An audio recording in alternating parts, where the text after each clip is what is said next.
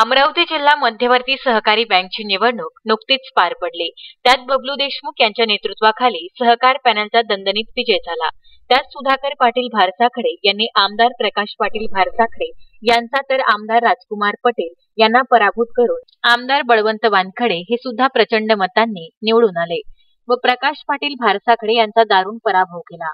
आज त्यांची अमरावती जिल्हा मध्यवर्ती सहकारी बँकच्या अध्यक्षपदी दर्यापूर तालुका काँग्रेस नेतृत्व तालुका अध्यक्ष सुधाकर पाटील भारसाखडे यांची एकमताने निवड झाली।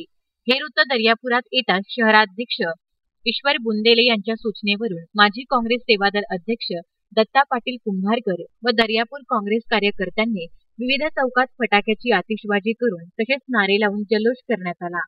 यावेळी प्रामुख्याने दत्ता पाटील कुंभारकर, जम्मू पठाण, ॲडव्होकेट निशिकांत पाखरे, राजीव पठाण, संदीप गावंडे, रितेश देशमुख, युनुस खान यांच्यासह कार्यकर्ते हजर होते। श्रद्धा मस्के, विदर्भ न्यूज, दर्यापूर।